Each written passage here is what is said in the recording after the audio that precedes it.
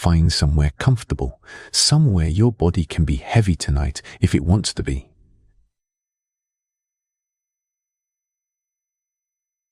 You don't need to follow any of this closely. You don't need to remember a single word. Just let the sound of the voice arrive, the way distant rain arrives, soft, without asking anything of you. We are going somewhere ancient tonight, somewhere wide and quiet. And we are in absolutely no hurry to get there. If today was hard, you can set it down now. Whatever you've been carrying, the unfinished things, the things you said or didn't say, the low hum of worry that follows you from room to room. You don't need any of that where we're going. Where we're going, it is 5,000 years ago. The air smells of chalk and grass. The sky is enormous. And there is not a single thing required of you. Let your shoulders drop. Let your hands rest open if that feels right. The words will come and go like the slow movement of clouds, and it is perfectly fine if you only half hear them. Half hearing is enough. It may be more than enough. Tonight we're going to Salisbury Plain. To a place that has been watching the sun rise and set for longer than most of human history. A place built by people whose names we will never know, for reasons we are still, quietly, trying to understand. A place that has outlasted every empire, every explanation, every theory about what it might mean. We are going to Stonehenge, not the postcard version, not the mystery wrapped in legend. The real one, made of chalk and labor and slow, patient time. The one that archaeologists are still discovering, still arguing about, still standing in front of with a kind of reverent bewilderment. You don't need to concentrate. You don't need to learn anything tonight. Just let it arrive. Before a single stone was ever raised on Salisbury Plain, there was only the land itself. Picture it if you like, though you don't have to, a wide chalk plateau in what is now the county of Wiltshire, in the south of England. Open sky in every direction, grasses moving in a slow wind, the kind of silence that isn't empty, full of bird sound, of insects, of the deep old creak of a landscape that has been here since the glaciers retreated and the world slowly warmed. No writing, no metal of any kind. And yet something was beginning on that plain. Around 3100 BCE, a date arrived at through careful radiocarbon analysis of antler picks found buried in the chalk. People began to dig, not to plant, not to build shelter, but to mark. A circular ditch was cut into the white chalk bedrock, and the material from that ditch was piled up inside it to form a bank. The circle measured roughly 100 meters across. It was not, at this stage, a place of stone. It was a place of earth and chalk, a henge in the archaeological sense, a word that describes this particular arrangement of ditch and bank, the bank placed inside the ditch rather than outside it, which is the opposite of what you'd build for defense. This was not a fortification, it was something else, an enclosure, a threshold, a place set apart from the ordinary world. And inside that circle, or just inside its edge, something else was done. 56 pits were dug, arranged in a careful ring. They are known today as the Aubrey Holes, named for the man who first described them.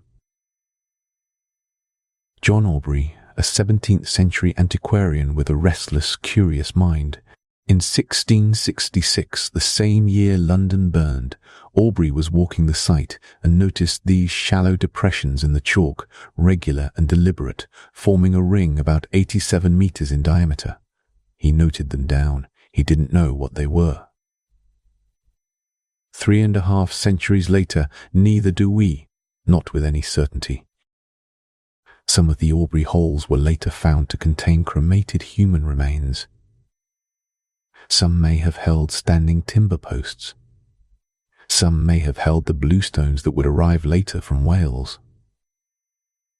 They may have served different purposes at different times, repurposed as the monument evolved across centuries. The honest answer is that we hold the holes in our hands and turn them over and still cannot quite read them.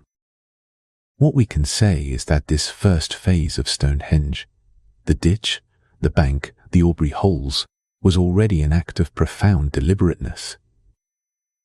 This was not accidental. The circle is too precise, the labor too immense. Digging through chalk with antler picks and ox shoulder blades used as shovels is slow, hard work. Someone organized it. Someone understood what shape was needed and why. And then generation after generation continued the project, long after the people who began it had returned to the earth themselves. This is one of those facts that is easy to say and very hard to truly feel. The construction of Stonehenge, from its first earthworks to its final arrangements of stone, spanned approximately 1,300 years. 1,300 years. The Roman Empire, from the founding of the Republic to the fall of the Western Empire, lasted around 1,000 years. Stonehenge was a work in progress for longer than that, longer than the entire sweep of Roman civilization from its first breath to its last. People built it, lived their whole lives, died, and were buried nearby, and the building continued. The idea of Stonehenge outlasted every individual who ever worked on it by hundreds of years. It is worth sitting with that for a moment, in the quiet. The first modern mind to notice something crucial about the place, something that all those centuries of superstition and legend had somehow missed, belonged to a man named William Stukely. He was a physician and antiquarian, and in 1720 he visited Stonehenge with fresh eyes and an open notebook. He walked the site carefully, measured what he could, and noticed something that seems obvious once you see it and invisible until you do. The monument, he observed, was not randomly oriented. Its entrance, the gap in the bank and ditch, the direction the whole structure seemed to face, it all pointed toward the northeast, toward the place on the horizon where the sun rises on the longest day of the year. Stukely was the first person in the modern era to write this down. To say this was deliberate, this was pointed at the sun. He was right. And that observation, made by a curious man with a notebook on a summer morning more than 300 years ago, opened a door that archaeologists and astronomers are still walking through. The plain was quiet before the stones. It was already sacred before anyone could say why. Something about this particular patch of chalk under this particular open sky drew people back across generations, across centuries, across the long, slow turning of seasons they watched with such care. The monument grew slowly, the way a forest grows. Too slowly for any one person to witness the whole of it, but purposeful nonetheless, shaped by an intention that persisted long after the people who first held it were gone. At some point, the people who tended this place on Salisbury Plain decided that earth and chalk were not enough. They needed stone. Not any stone. Not the nearest stone, stone chosen with care, from places far enough away that the journey itself must have been a kind of statement, a declaration made in effort and time and collective will that this site was worth crossing the world for. The larger stones at Stonehenge are called sarsens. They are a form of silkrete, a very hard sandstone, and they came from the Marlborough Downs, a ridge of land about 15 to 20 miles to the north. Each one weighs an average of 25 tons, the largest among them. The heel stone standing just outside the monument's entrance reaches closer to 30 tons. These are not rocks you stumble across and decide to move on a whim. They are geological monuments in their own right, massive grey slabs that sit in the landscape like sleeping animals. moving them required something that is easy to underestimate from this distance: other people. Hundreds of them. Experimental archaeology.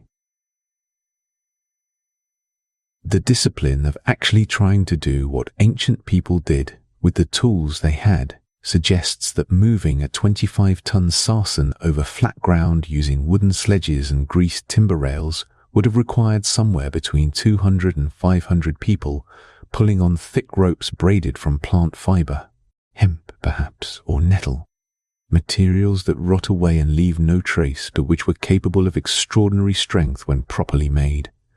The ropes would have been as thick as a person's arm. The sledges would have been built from the straightest timber available, the rails laid ahead and retrieved from behind, a slow leapfrog of wood across the chalk and clay. 15 to 20 miles. At the pace this work demands, that is not a journey of days. It is a journey of weeks, perhaps longer, depending on the terrain, the weather, the number of people available, the season. And this would have been done not once but many times, for each of the standing stones and each of the lintels that rest across their tops. The lintels are worth pausing on, because here is where the builders revealed something about themselves that goes beyond raw determination. The horizontal stones that cap the great upright sarsens, the stones that turn a ring of pillars into something more like a continuous circular wall, are not simply balanced on top. They are locked in place using mortise and tenon joints. If you are not familiar with woodworking, a mortise and tenon joint is a remarkably elegant solution to a structural problem. You carve a rounded projection, the tenon, from one piece of material, and a corresponding hollow, the mortise, into the piece it needs to connect with. It is a technique that appears in furniture, in timber-framed buildings, in the joinery of boats. It requires precision. It requires understanding how load and movement work. The builders of Stonehenge used it in stone. On the top surface of each upright sarsen, two rounded projections were carved, tenons laboriously shaped from rock, and in the underside of each lintel, corresponding hollows were cut to receive them. When the lintel was raised and lowered into position, those joints locked it in place. It could shift slightly in a strong wind, the way a well-jointed chair flexes without breaking, but it would not fall. This is not primitive construction. This is sophisticated engineering translated from one material into another, from wood, where the technique was presumably already familiar, into stone, where it had never been done at this scale. Someone understood both the principle and how to adapt it. Someone taught others. And then those others shaped the rock. The bluestones present a different kind of wonder. There are about 80 of them, smaller than the sarsens, most weigh around 4 tons, but their origin is the detail that stops you cold.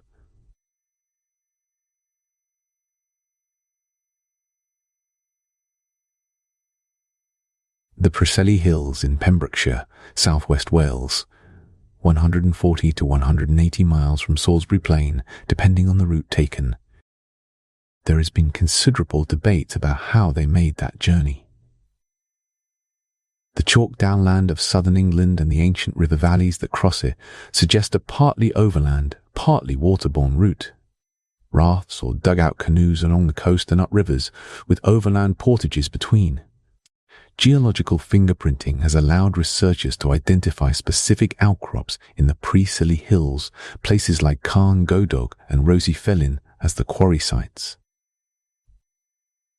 There is even evidence of human modification at these locations, stones partially detached from the bedrock and seemingly prepared for transport, then apparently abandoned. As if something interrupted the work. What drove people to make that choice? To travel to Wales, to quarry those specific stones from those specific hills, and to carry them across a landscape without roads, without wheels, without any of the tools we would consider essential, is not fully understood. Some researchers have suggested the blue stones were already considered sacred before they arrived at Stonehenge, that they came from a place that held meaning and that meaning travelled with them. Others have proposed that a previous stone monument existed somewhere in Wales and was dismantled and relocated, the stones already ancient and significant by the time they arrived on the plain. Whatever the reason, the journey was real. The effort was immense. And the people who made it did so not for survival, not for shelter or food or warmth, but for something that mattered to them in a way we can only gesture toward from 5,000 years away. There is something quietly moving in that. The idea of hundreds of people, generation after generation, moving slowly across the land with these enormous weights, guided by an intention they had inherited and would pass on. Not in a hurry. Patient in the way that only a culture measured in generations rather than deadlines can be patient. The work was larger than any one life, and they did it anyway. On the morning of the summer solstice, if you stand at the center of Stonehenge and face northeast, the sun rises directly over a large standing stone about 70 meters away. It is called the heel stone, and the first light of the longest day appears to balance on its tip before climbing into the sky above. This is not a coincidence. It is not a pleasing accident of geometry. It was planned across years of observation and labor by people who had no telescopes, no written mathematics, no instruments beyond their own careful eyes, and the patience to watch the same horizon through the same seasons until they understood what the sky was telling them. The alignment works in both directions. Stand at the heel stone and look back toward the monument on the winter solstice, and the sun sets precisely through the gap between the two tallest standing stones. The great trilithon at the monument's southwestern face. Midsummer sunrise and midwinter sunset are encoded into the same structure, into the same axis, as if the builders wanted to hold both ends of the year in a single gesture. Gerald Hawkins was the person who made the modern world pay serious attention to this. He was an astronomer at Harvard, and later at the Smithsonian. And in the early 1960s, he did something no one had thought to do before. He fed the positions of Stonehenge's stones, its holes, its station stones, and its surrounding features into one of the early mainframe computers available to researchers at the time, and asked the machine to test them against the sky. He was looking for alignments, places where lines drawn between features of the monument pointed towards significant rising or setting positions of the sun or moon. What the computer returned was striking. Hawkins found not one or two alignments, but dozens. The monument appeared to encode the major solar and lunar events of the year with a precision that went well beyond chance. His findings were published in the journal Nature in 1963 and expanded into a book called Stonehenge, Decoded in 1965. The response from archaeologists was initially skeptical. Some found his methods too selective, his sample of alignments too generous. But the core observation, that Stonehenge is deliberately oriented toward the solstices, has never been seriously challenged. It is, by any measure, one of the most secure facts we have about the monument. There is something else about the location of Stonehenge that sits quietly at the edge of the astronomical story, worth knowing as you drift towards sleep. The latitude of Salisbury Plain, roughly 51 degrees north, is one of a very narrow band of latitudes on Earth, where a particular geometric relationship holds. At this latitude, the angle of the midsummer sunrise and the angle of the southernmost moonrise are almost exactly perpendicular to one another, at right angles. The solar and lunar cycles, which otherwise move through the sky in complex overlapping patterns, happen to intersect at a clean right angle at this particular place on the planet. Whether the builders knew this, Whether they chose this location because of it, or simply arrived at it through generations of skywatching and found it already true, is something we cannot know. But it is the kind of fact that makes you pause. The kind of thing that feels less like coincidence, the longer you look at it. What we can say with some confidence is that Stonehenge was used to track the sky across long periods of time. The 56 Aubrey holes, identified by John Aubrey in 1666 and still not fully understood, have been proposed by some researchers, most notably the astronomer Fred Hoyle in the 1960s and 1970s, as a counting mechanism for predicting lunar eclipses. The moon completes a full cycle of its orbit's orientation, what astronomers call the Saros cycle, roughly every 18.6 years. 3 times 18.6 is very close to 56. Move a marker around the ring of Aubrey holes, 3 holes per year, and after 56 years you have tracked 3 full lunar cycles, enough to begin predicting when the moon will pass through the shadow of the Earth. This is a theory, not a proven fact, but it is a theory grounded in genuine mathematics, and it asks us to take seriously the intellectual life of people we too easily imagine as simple. They were not simple. They watched the sky for generations, and they encoded what they saw into the landscape with such precision that we can still read it 5,000 years later with instruments they never imagined. That is the quiet wonder of Stonehenge's astronomy. Not that ancient people somehow knew things we don't, but that they paid attention. That they looked up night after night, season after season, year after year, and they noticed. And then they built something to hold what they had noticed, to pass it forward to people they would never meet, in a language of stone and alignment that does not require words. The sky turns overhead, the same sky it always was. The solstice comes, as it always has. And the light still falls through those stones, right on time. There is a way of thinking about Stonehenge as a monument to the living, a gathering place, a calendar, a stage for ceremony and celebration. And there is truth in that. But underneath it, beneath the stones themselves, is another story. One that is older, quieter, and in some ways more moving. Stonehenge was a cemetery. Not metaphorically, not incidentally, Britain's largest known Neolithic cemetery by the evidence currently available. Over decades of careful excavation and analysis, researchers have found the cremated remains of somewhere between 50 and 63 individuals interred within and around the monument, buried across a period stretching from roughly 3000 to 2500 BCE. Men and women both, adults and, in at least some cases, younger people. The remains were placed with care. In the Aubrey holes, in the ditch, in the spaces between the stones. Some were accompanied by small objects, others simply returned to the earth as ash and fragment. The analysis of these remains has revealed something remarkable.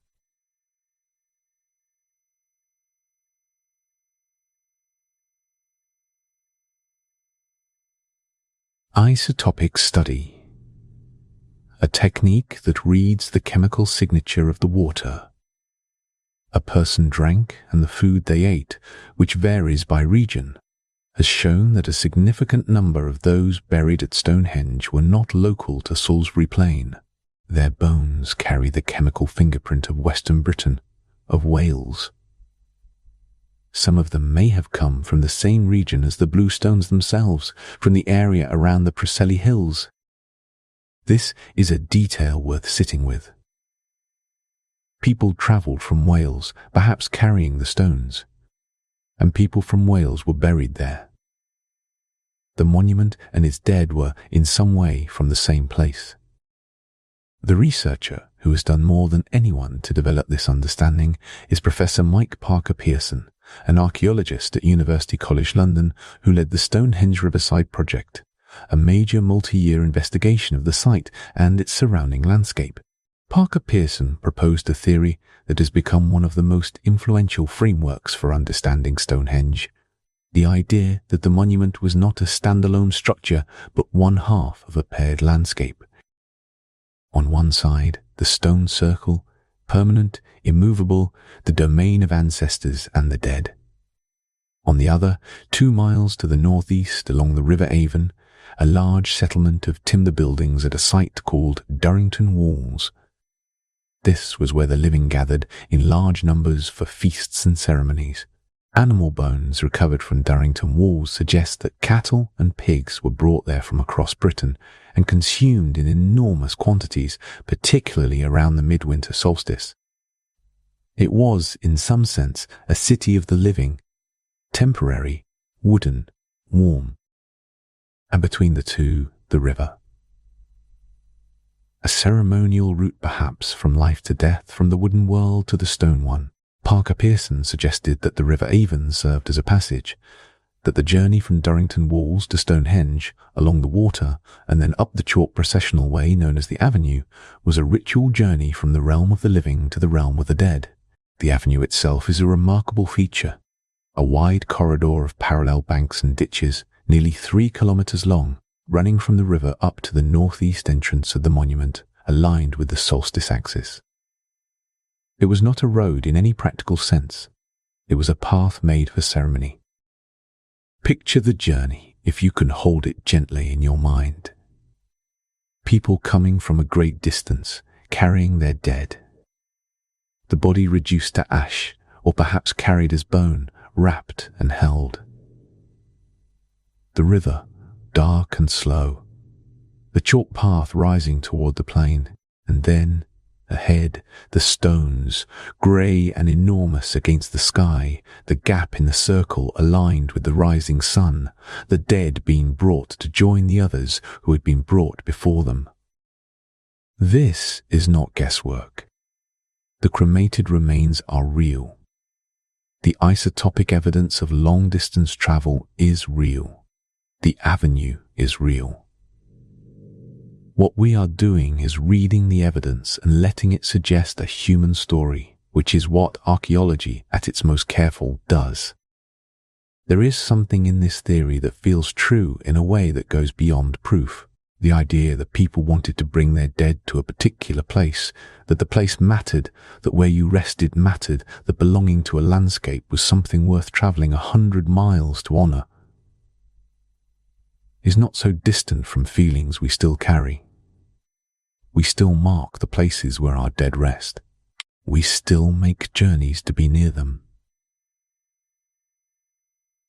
The impulse is ancient. At Stonehenge, it was simply expressed at a scale that still takes the breath away. The stones stood for the dead. The wood stood for the living. And the river moved between them, unhurried, as rivers do. There is a sound that some of the bluestones make when they are struck. Not the dull thud of rock against rock. Something else. A resonant, ringing tone. Almost bell-like, clear and sustained, the kind of sound that carries. Researchers who have studied the acoustic properties of the Preseli Hills in Wales, where the bluestones originated, have found that certain outcrops there produce this sound naturally. Strike the rock, and it sings. The local name for these stones, in some traditions, translates roughly as ringing rocks. An acknowledgement, perhaps centuries old, that these particular pieces of the earth have a voice. It has been proposed, carefully, with appropriate uncertainty, that this acoustic quality may have been part of why these specific stones were chosen. Not just their appearance, not just their geological character, but their sound. The idea that a stone which sings when touched might carry spiritual significance, might be understood as alive in some way or as a channel between worlds, is not a difficult leap to make for a culture that read meaning into the landscape with such care. We cannot know this, but we can notice that the quality is real and that it was noticed by people long before archaeologists arrived with measuring equipment. Sound, in any case, would have been central to whatever ceremonies took place at Stonehenge. The arrangement of the stones creates acoustic effects, sound, bouncing between the great sarsens, the interior of the circle creating a kind of enclosed resonance, the landscape around it funneling or reflecting what was made within. A voice raised inside the circle would have sounded different from a voice raised on the open plain. A drum, a horn, a chorus of people. All of these would have been shaped by the stones in ways both subtle and striking.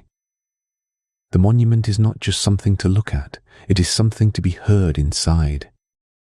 But Stonehenge, it turns out, is only the most famous part of a much larger story.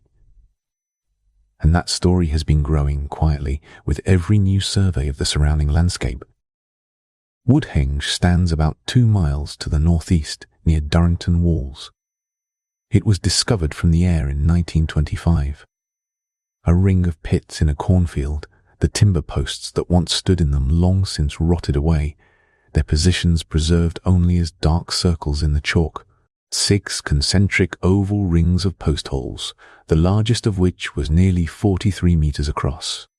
A monument of wood, built around the same period as the early phases of Stonehenge, oriented toward the midsummer sunrise in the same way.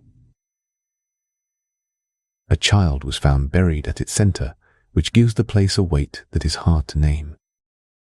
The avenue connecting Stonehenge to the River Avon has already been mentioned, but its relationship to the natural landscape deserves a moment of attention. When the chalk bedrock beneath the avenue was examined, researchers discovered something unexpected. The parallel ridges and grooves of the avenue's banks and ditches are not entirely artificial. Beneath them, carved by meltwater at the end of the last ice age, are natural periglacial stripes in the chalk. Ancient geological features that happen to run in the same direction as the solstice alignment. The builders of the avenue may have found these natural lines already present in the ground, already pointing toward the midsummer sunrise, and followed them. The landscape itself may have suggested the sacred path.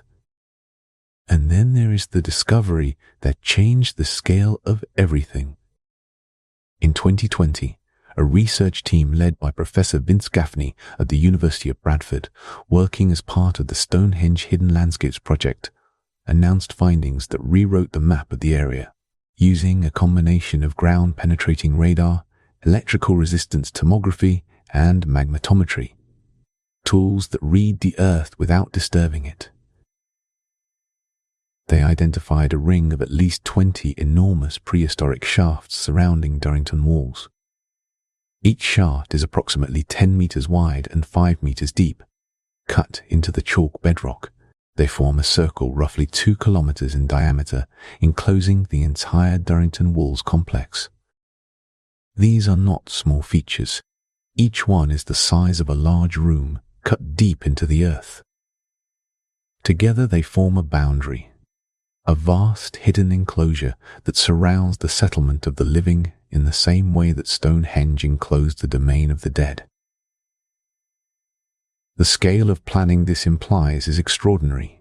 These are not structures built by a small community working locally. They represent a conception of the landscape as a whole, a deliberate shaping of space across kilometers, by people who held an idea large enough to organize thousands of others around it. The shafts were initially debated, could they be natural sinkholes? But subsequent analysis confirmed them as human-made. They have been called a superhenge, though the word barely captures what they represent. This was not just a monument, it was a landscape designed. And centuries later, people were still coming. Among the most quietly poignant details of Stonehenge's long history is this. Approximately 1,500 Roman objects have been found at the site. Coins, pins, small pieces of jewelry, pottery fragments, The Romans occupied Britain from around 43 CE to the early 5th century, and during those centuries, when Stonehenge was already ancient beyond reckoning, already more distant from the Romans than the Romans are from us, people were still visiting, still leaving things, whether they understood what the monument was, whether they worshipped there, or simply stood before it with the kind of quiet bewilderment that still crosses people's faces today, we cannot say. But they came. They kept coming. The place held something across all that time that made people want to be near it. There is a particular kind of knowing that comes from not touching something. For most of Stonehenge's modern history, understanding the monument meant digging, carefully, methodically, but still digging, removing soil, sifting through chalk, following the edges of features cut into the bedrock. Archaeology, for a very long time, was an act of careful destruction. You learned what was there by taking it apart. What you removed could be recorded, dated, analyzed, but it could not be replaced. In recent decades, a different kind of archaeology has become possible. Tools that read the earth the way a doctor reads a body, from the outside, without cutting. Ground-penetrating radar sends pulses of energy into the ground and reads what bounces back, building a three-dimensional picture of buried features. Magnetometry detects tiny variations in the Earth's magnetic field caused by ancient pits, ditches, hearths, and structures. Electrical resistance tomography measures how well different materials conduct electricity. Chalk, soil, stone, and air all respond differently, and the differences can be mapped. LiDAR, which stands for light detection and ranging, uses laser pulses from aircraft to strip away vegetation and reveal the subtle topography of the ground beneath. Together, these tools have transformed what we know and what we suspect about Stonehenge and its landscape. The Stonehenge Hidden Landscapes project, which ran for several years and produced the Durrington Shafts discovery, was conducted almost entirely without a trowel. The earth was not disturbed. It was read. And the reading continues to produce surprises. In April 2026, researchers using advanced ground-penetrating radar and subsurface imaging announced findings that prompted a quiet but significant reassessment of the monument's foundations. Some of the great sarsen pillars, it appeared, may reach further below the surface than their visible height would suggest, anchored into a hidden framework of chalk and stone that has never been excavated and never seen. The monument, in other words, may be larger than it looks. Deeper, more deliberate in its engineering than the surface alone reveals. The implications of this are still being worked through. If the stones are anchored more deeply than supposed, the engineering required to place them was even more considerable than previously calculated. It also raises the possibility that features beneath the monument, earlier structures, earlier arrangements, earlier phases of use, remain entirely intact, preserved in the chalk, waiting to be read by instruments that may not yet exist. The altar stone presents a different kind of mystery. It lies at the center of the monument, flat on the ground, partially covered by fallen sarsens, a large slab of greenish sandstone about 5 meters long. For a long time it was assumed to have come from Wales, like the Bluestones, perhaps from the Brecon Beacons. Then, in 2024, a geological study by researchers at Curtin University in Australia and Aberystwyth University in Wales suggested something far more astonishing. The chemical and isotopic signature of the altar stone, they argued, matched not Wales but the Orcadian Basin, the ancient geological province of northeast Scotland, centered on the area around Orkney. If that is correct, the altar stone traveled further than any other component of Stonehenge.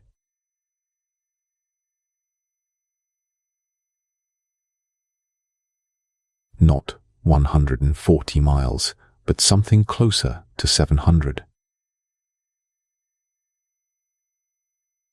From the far north of Scotland to the chalk plain of Wiltshire, by means entirely unknown, at a time when the journey would have been almost incomprehensibly difficult.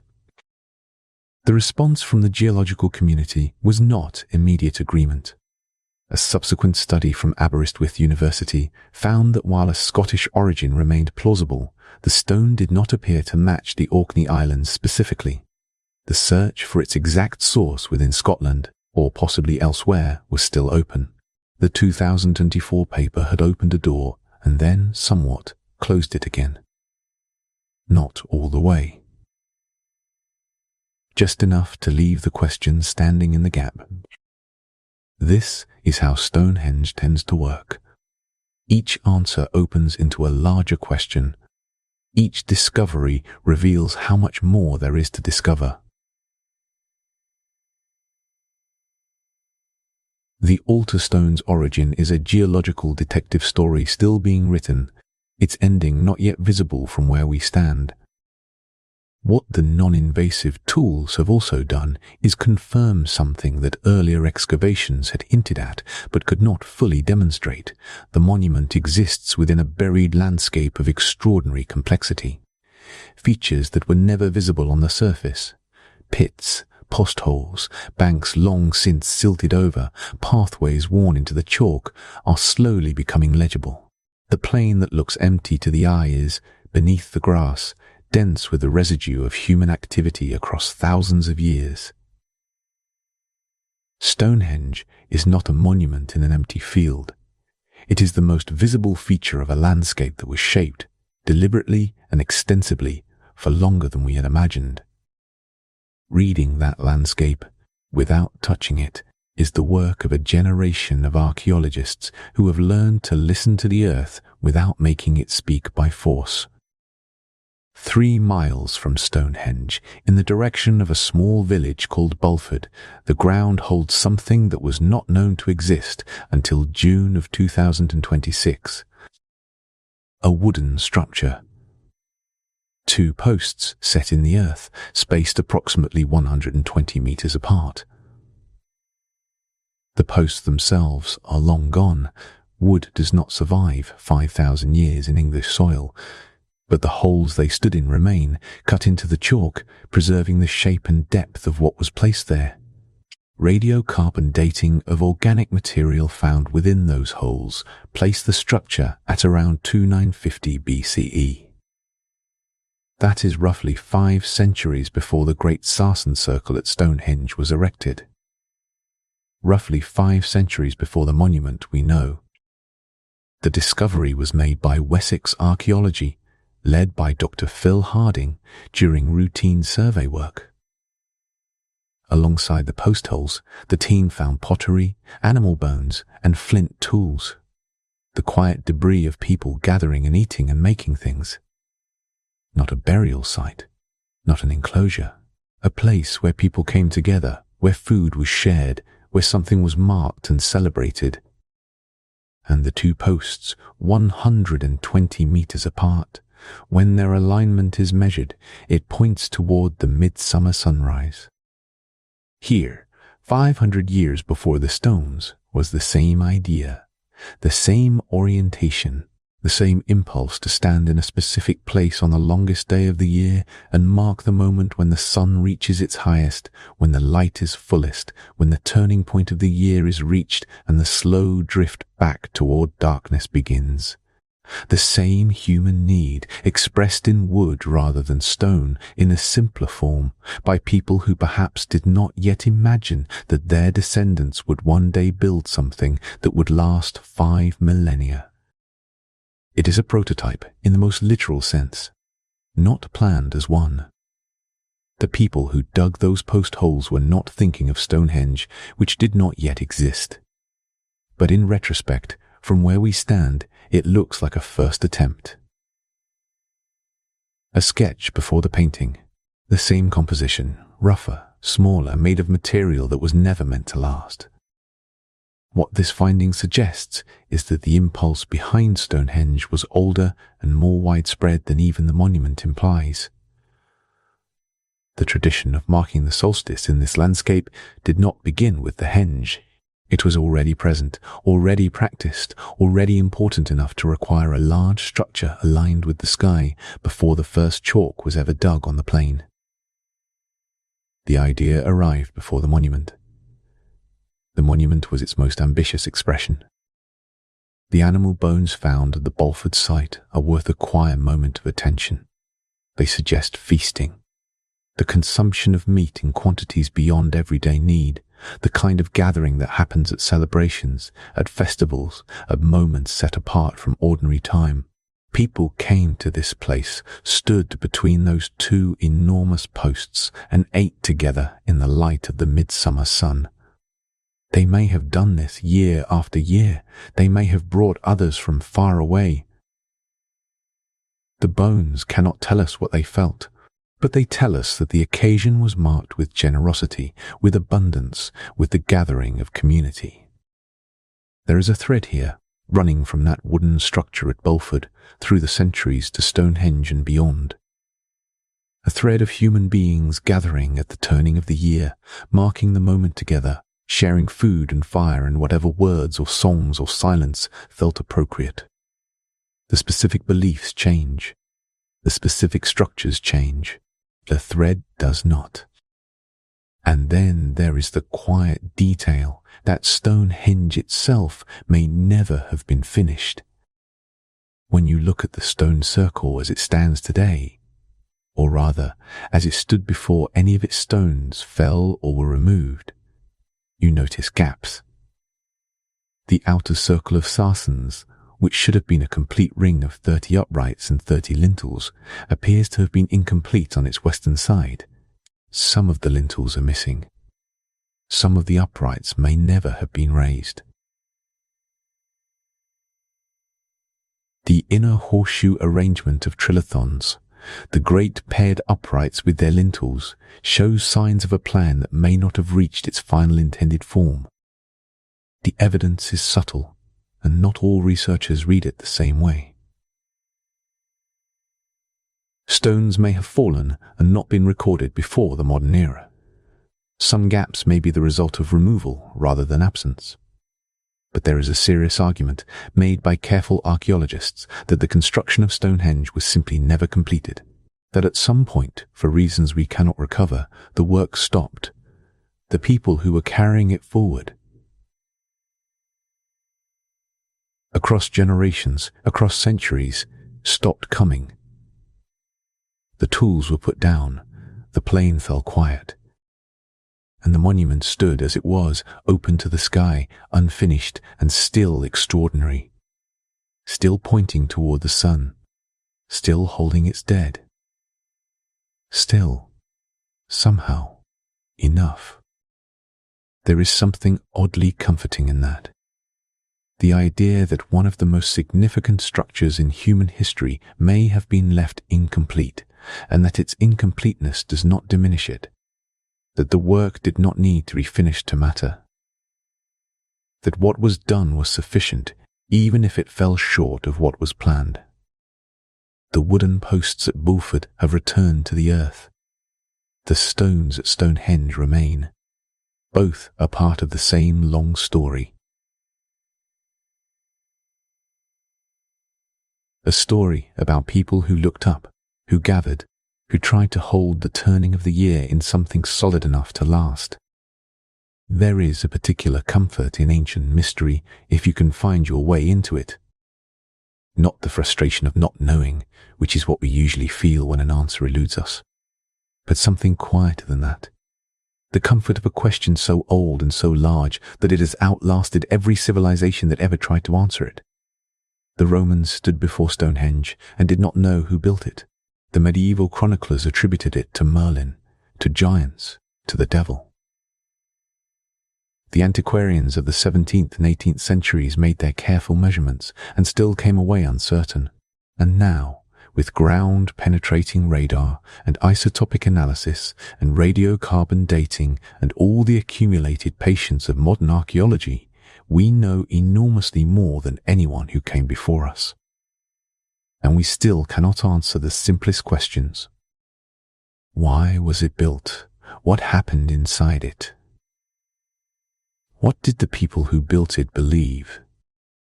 We know it was aligned with the sun. We know people were buried there. We know blue stones were brought from Wales and a possible central stone from somewhere far to the north. We know it was part of a vast, planned ritual landscape, one node in a network of monuments and pathways and gathering places that spread across miles of chalk downland. We know it took 13 centuries to build and may never have been finished. We know the Romans visited it and left coins, and that people still come today and stand before it with the same wordless feeling that seems to have drawn people there since before history began. But the primary purpose, the core of it, the reason, remains genuinely open. Was it a temple? A calendar? A place of healing, as some have proposed, drawing the sick from across Britain and beyond? Was it all of these things at different times, as the monument evolved and the culture around it changed? Was it something for which we simply do not have a word, because the category it belongs to no longer exists in the world we inhabit? The altar stone's origin remains a detective story without a final chapter. The geological evidence points toward Scotland, perhaps the northeast, perhaps somewhere else along that ancient coastline. Further study is underway. Each new technique brings the answer slightly closer and then, sometimes, complicates it again. The stone lies at the center of the monument, flat and still, and does not say where it came from. The blue stone's full journey. Why those particular stones? Why that particular place in Wales? What meaning the Preseli Hills held for the people who travelled there is still held in the silence of the hills themselves. The quarry sites have been identified. The stones have been fingerprinted. The route can be partially reconstructed, but the reason, the deep why of it, remains beyond reach. And the Aubrey holes, those 56 pits that John Aubrey noticed on a winter walk in 1666, the oldest feature of the monument's deliberate design, still have not yielded a final explanation. Cremation deposits, timber posts, bluestone settings. Eclipse predictors. All of these have been proposed, and none of them fully accounts for everything the holes contain and don't contain.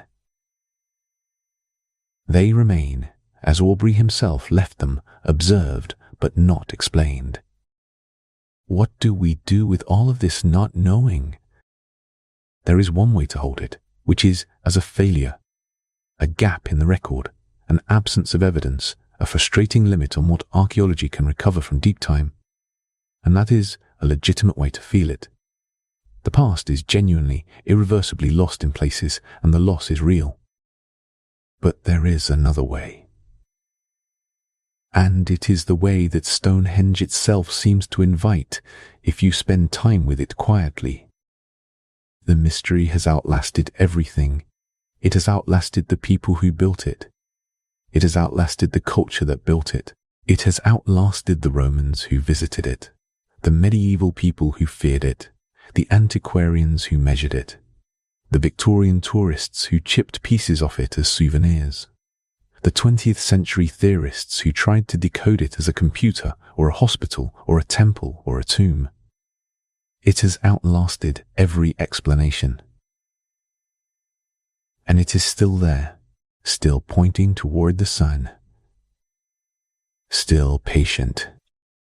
There is something in that patience that is worth borrowing, especially on a night when sleep feels far away, when the mind is busy with things that feel enormous and unresolved. The stones have been standing in their uncertainty for 5,000 years, and they are not distressed by it. They simply stand. They hold what they hold. They face the direction they face. And the sun, indifferent to all our questions, rises over the heel stone every midsummer morning right on time, as if nothing were unresolved at all.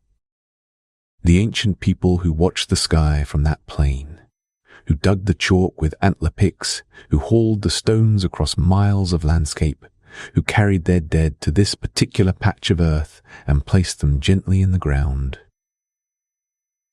They did not have answers to the large questions either. They did not know what the stars were made of, or how old the earth was, or what happened after death. They lived with vast uncertainty, as all humans always have, and they responded to it not with resolution but with attention. They watched. They gathered. They marked the moments that mattered. They built something to hold the watching, and they left it for everyone who came after them. We are everyone who came after them. Tonight, the plain at Salisbury is dark. The stones stand in the field as they have stood through 10,000 winters, patient in the way that only stone can be patient. The sky above them is the same sky it always was. The same stars, the same slow turning, the same moon that rose over the people who dug the first chalk circle in 3100 BCE, who had no idea they were beginning something that would last longer than anything they could imagine. The questions are still open. The mystery is still there, large and soft and ancient, like the darkness itself. You don't need to resolve it tonight. You don't need to resolve anything tonight. The stones are quiet. The plain is still. Somewhere behind you, the day is already fading into something distant and small. The grass on Salisbury Plain moves in a slow wind that has been moving across that chalk since long before there were words for it. Drift now, if you're ready. Well,